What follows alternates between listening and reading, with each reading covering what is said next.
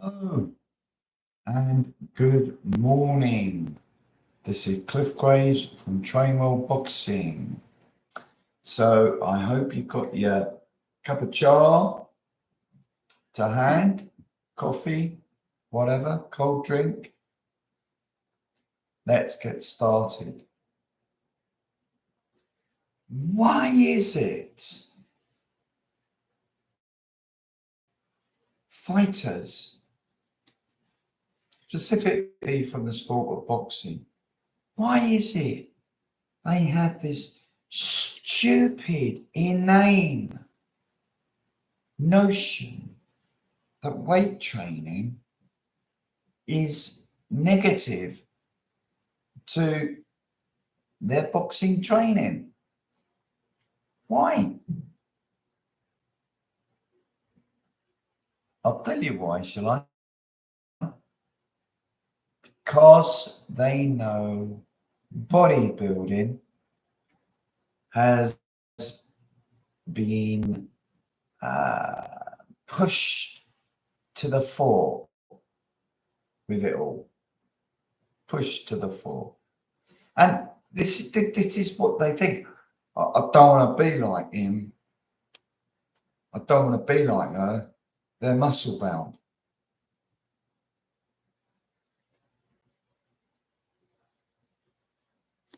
I'm sorry, my friends, that is complete and utter stupidity.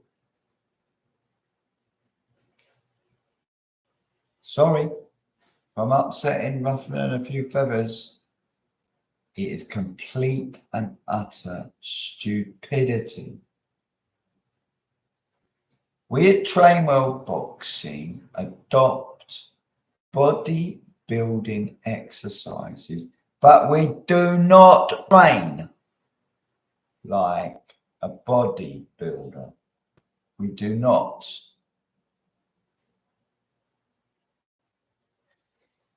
Then there's the other camp that get it all completely equally wrong. And I wonder sometimes to myself, where do they drum and up some of these coaches, boxing coaches, professional boxing coaches? I shake my head despondently.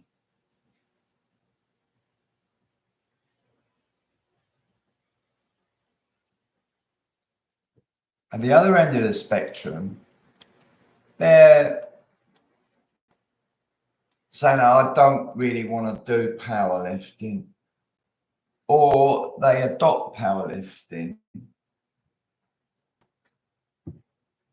or they adopt Olympic lifting and think, oh, it's the whole of the body moving in unison.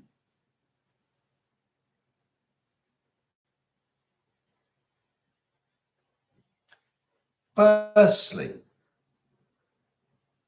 if you're a top professional fighter, your team is there to protect you. Understand? Olympic lifting is highly technical. Look at the snatch, you know, the exercise that I mean, where the lifter basically lifts it, hoists it up, and they hoist it up, and they jump up, if it in a squat position, then they up like that. Now you gotta remember, when you watch it on the TV, whatever, wherever, you gotta remember that these are highly technical lifts. That's all they do. They partially train aspects of an Olympic lift. Partially train. So they'll do certain sectors of, if we're taking the snatch, They would train certain sectors. They'll perform exercises like hang cleans, power cleans. They'll do overhead squats. They'll do deadlifts, snatch, grip, deadlifts, all to obtain the correct technique and power to lift that Olympic lift. And they spend years at it. The ones that are successful, and I've mentioned this before in other videos, normally are the Eastern Bloc. Chinese do very well as well. And it's all to do with the acetabulum, your hip, the depth of your hip. Now, I don't know whether if it's too shallow, or the acetabulum is the ball and socket of your femur sits into the acetabulum deeper or more shallow into that hip joint, the acetabulum. Whether, I don't know the difference. I can find it out easy, whereby it makes you either an Olympic lifter, because you've got that suppleness. They have incredible suppleness, these Olympic lifters, because they got that specific acetabulum, which will allow them to almost be double jointed, to get down in these low positions with a completely straight torso, literally. That is incredible suppleness, and it is inbred, born. You've got to have that. And I've known athletes that have had that and become very, very good kickboxers. My kickboxing instructor, Chris McNeish, black guy, incredible flexibility and suppleness. But he was a talented athlete. He had that attribute. That's what I'm trying to tell you. So he could do it. Some people's acetabulum would never let them do the box splits, for example. Never. Because they've got either it's a shallow acetabulum or a deep acetabulum. Similarly, Olympic throwers, discus, shot put, javelin, they have, let's say it's a deep acetabulum for Olympic lifters. I could be wrong. I'm telling you that I could be wrong, right? It's a deep acetabulum. The Olympic throwers, discus, blah, blah, blah, like I just said, will have the opposite, a shallow acetabulum, or it could be the other way around. And the Eastern Blocs find that out when these kids are about 8, 9 years old. They find out what sport they're going to be. You're going to be a good swimmer. You're light, you've got broad shoulders, you're tall. You'll make a fantastic butterflyer.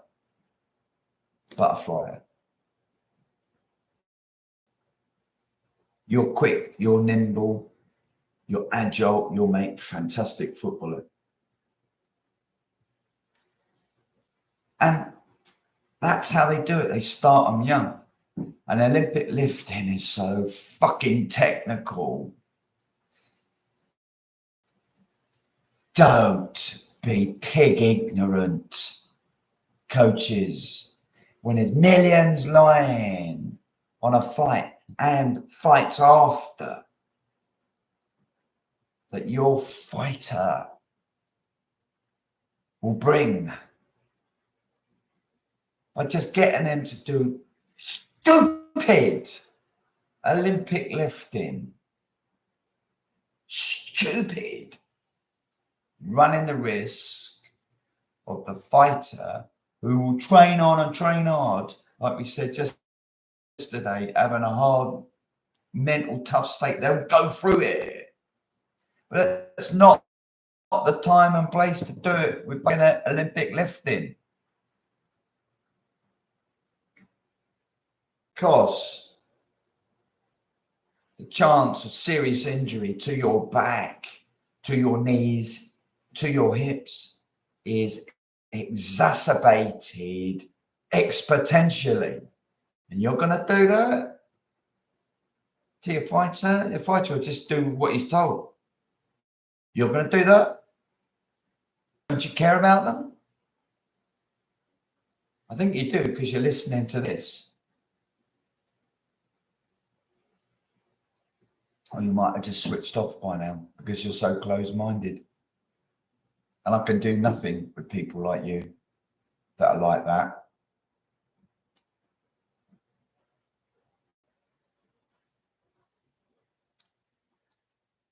Deadlifting, powerlifting. They do the 3 lifts: deadlift, bench press, and squat. And they will hoist up humongous weights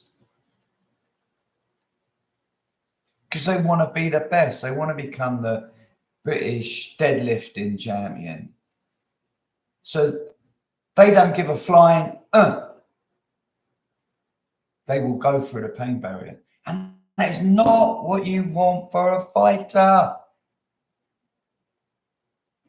Because again, it's a demonstration of strength. It runs phenomenal risk of injury. Phenomenal. Look at Louis Simmons, great powerlifter from Westside Barbell. Broke his back. Broke his back. He broke his back whilst performing powerlifts. Are you going to do that to your fighter that could earn millions and millions and millions? Jack them up and finish their career before they've even started it? Well, if you are, shame on you. Shame on you. Next, we come to the completely pointless plyometrics. Right. Plyometrics, I mean that they working on the stretch, sort. Teeth back in. The stretch shortening cycle. So there's a plyometric exercise which they call the depth drop jump, where you jump off a relatively high box and you can either stick the landing, or as soon as you make contact with the ground, you jump up again. These are just 2 examples of the many myriad of plyometrics training available. Needless, energy sapping, pointless. Let me tell you why. Okay? Let me tell you why. Because if you take another sport, Olympic sprinting, Usain Bolt, what an athlete. Absolute specimen of an athlete. So there they are, they're all waiting, the athletes. Let's see. Take your marks. Set. And off they go. Now, that take your marks, set, that is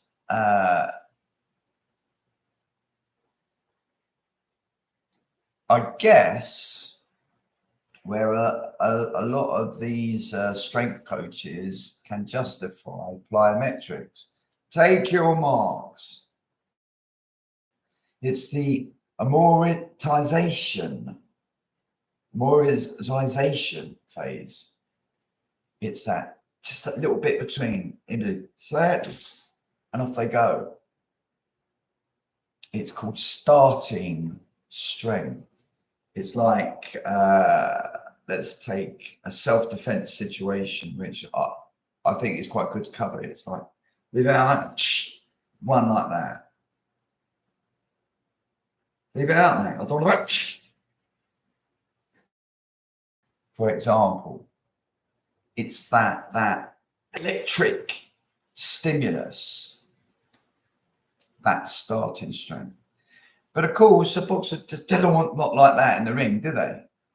They need to have that sprint ability.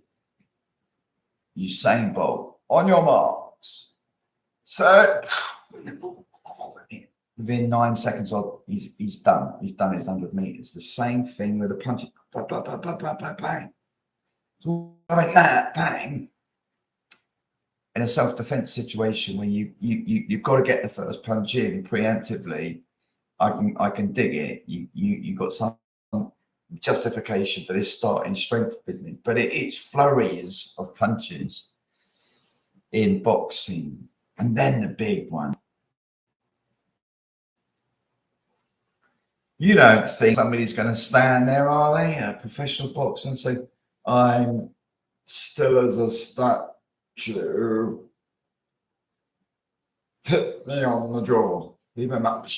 Are they? No. Give me slipping, rolling, getting the rhythm. It's flurries of punches.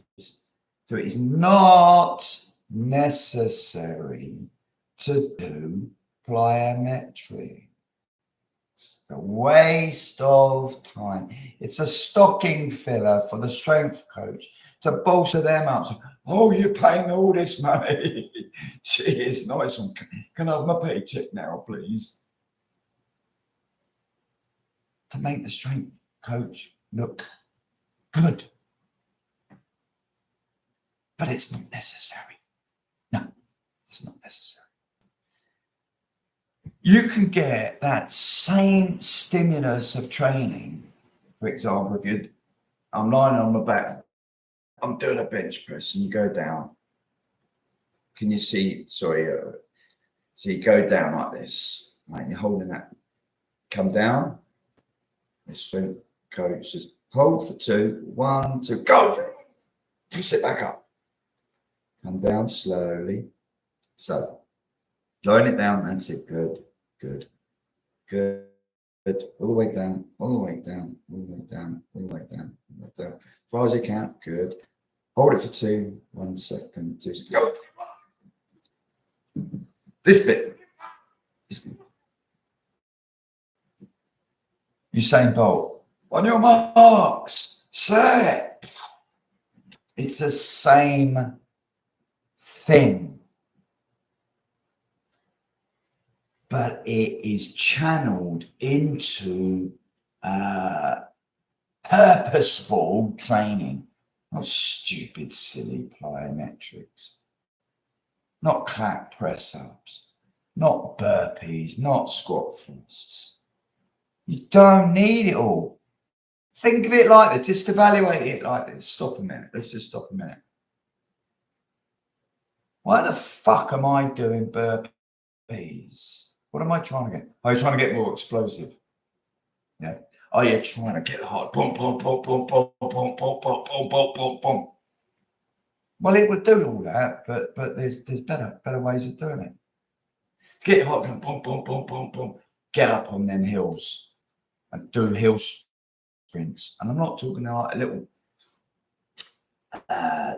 slight incline. I'm talking about, and I will show you. I'm saying I'm going to be as fit and strong and fast and energetic as a 25-year-old pro athlete, pro boxer, am I? I'm not saying that. I'm saying I will show you the effort, even at fucking 60. That's what you need to get the heart. Bum, bum, bum, bum, bum, bum, bum, bum, bum. And you've got a coach with you. Okay, breathe in, suck it in. Come on, get some oxygen in your air, ready to go again. Go! Before that heart has gone boom, boom, boom, boom, boom, boom. It's gone boom, boom, boom, boom, boom, boom, boom. 20 seconds. Boom, boom, boom, boom, boom, boom, boom, boom, boom, boom, boom, boom. Go, boom, boom, boom, boom, boom. So you are giving the heart, which is a muscle, the most intensive training in existence, more so than cycling, more so than swimming, more so than constructively put together weight training, despite what some of them not say. Hill sprinting. Hill sprinting. Now listen to me. Regarding hill sprinting, we're coming to that with the road burpees, but I just want to mention this. If you're swinging the lead with it all, and you ain't sprinting 100%, of course you're going to say, nah, this is nothing, coach. This is nothing. We'll fool you. Because what you're trying to get is get that heart rate up to a maximum. And you will get it with hill sprints if you put the effort in 100% to go as fast as you possibly can. So you don't need plyometrics. You do not need calisthenics. Okay, so we've been going 20 minutes. If you're still with me, well done. Now let's look at how you should properly strength train. Firstly, I have said strength training should take about 10% of your overall training. Just 10%. But it is vitally important to have it there, because it's that foundation. It's that house where, I've said before, where you build it on the rock, build it on the sand, what happens? It all collapses.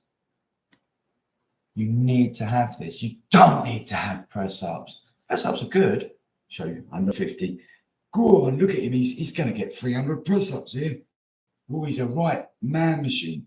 Or woman machine. Oh, he's going to love a friend. Hey. It's just a demonstration of strength. It's a demonstration of staying power. Just a demonstration of endurance. Nothing else.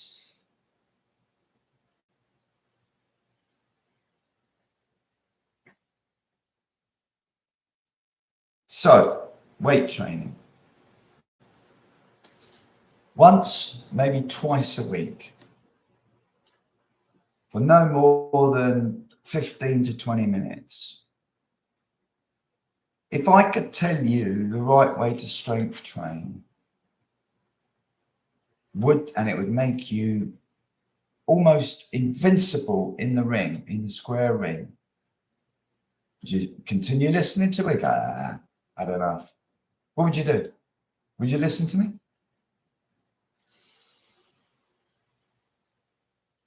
Would you listen to me?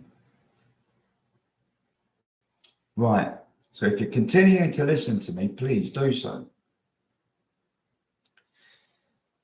It is not about lifting heavy weights as quickly as possible, or lifting lighter weights as quickly as possible. Now, whilst the increase in velocity of lifting the bar like this, like this, like this, like this, like this, like this, like this, like this, like this, it does increase force because you have increased the velocity. But don't forget, when you're hitting the bag, there's your velocity. When you're on that cobra bag, doing the cobra bag, there's your velocity. You're not going to do it like you're walking through treacle, are you? There's your velocity. There's your force. on the appropriate tool, the power bag, big heavy power bag, smacking into it, duffing it up. There's your appropriate force training. We're talking now just about 10% strength training. So put your strength cap on, forget about everything else, right? You are strength training now. You're not doing stamina training. You're not doing skills training. You're doing strength training. Keep that strength training hat on for 15 to 20 minutes, once or twice a week into your schedule. So, okay, we've told you not what to do. The best way, safest way to get productive strength training, to perform productive strength training, is to slow the repetition tempo down purposefully to a controlled tempo. So, taking our bench press again, this time you're going out 1 second, 2 second, 3 second, 4 second, 5 second, almost extended but not extended, coming back down. 5 second, 4 second, 3 second, 2 second, 1 second. Gently out. 1 second, 2 second, 3 second, 4 second, 5 second to almost extended but not extended, coming out. 5 second, 4 second. Get it? So what you are doing is you're building tension in that muscle.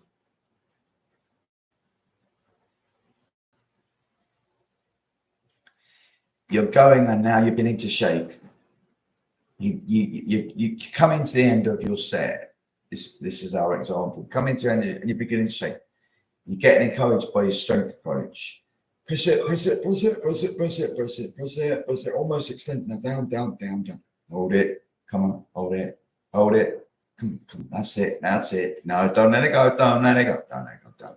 Don't let it go. Don't let it go. Press it. Press it. Press it. Press it. Come on. Come on. Press it. If you are doing it in a machine, the strength coach can have a training button that they can help it back up, kick the pin down, now go again, and you go again. Just one more drop set. So from a physiological perspective then, sure, I know what I am talking about.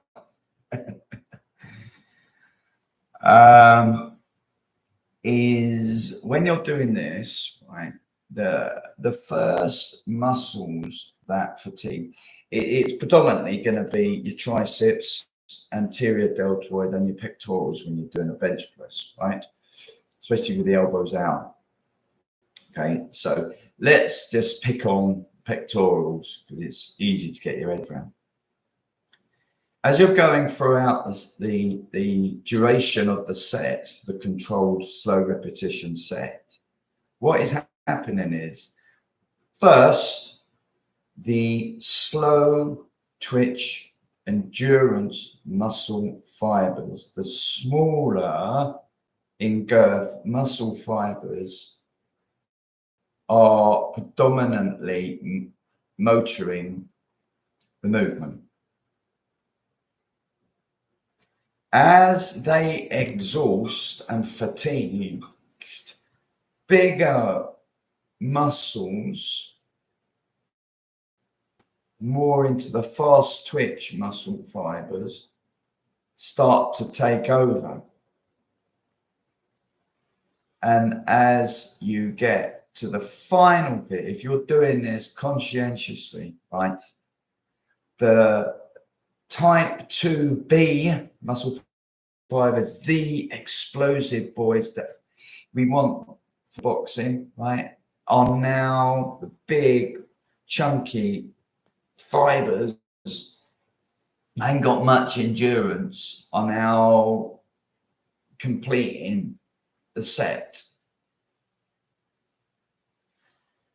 So what you've basically got at the end of the set is all the muscle fibers are exhausted. Slow twitch, fast twitch, type 2B twitch. And for strength training for a fighter, that's what you want.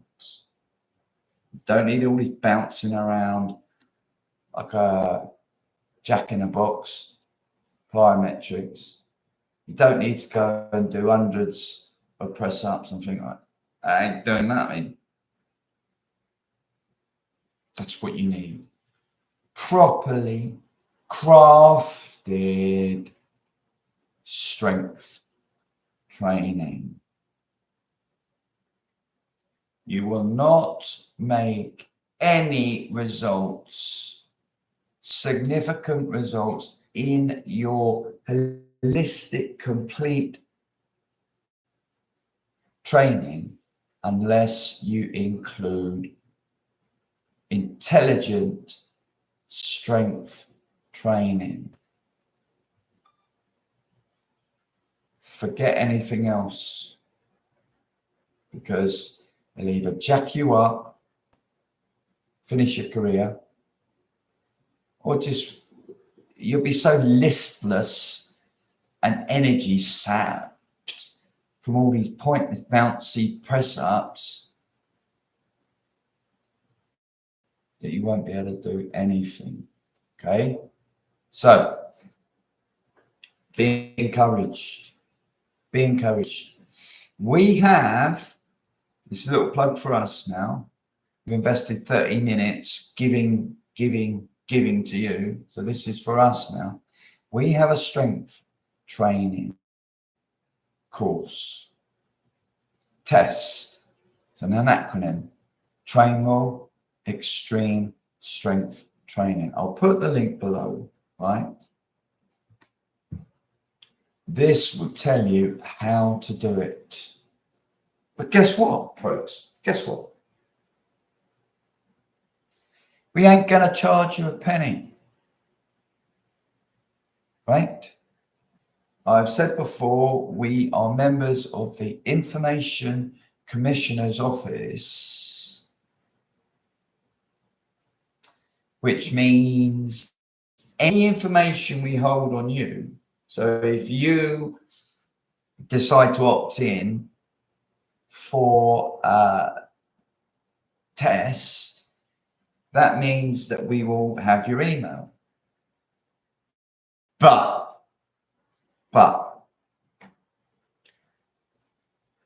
there is redress here, because if we misbehave, act irresponsibly, we are going to get our knuckles rapped severely by the ICO. Do you understand what I'm trying to say to you?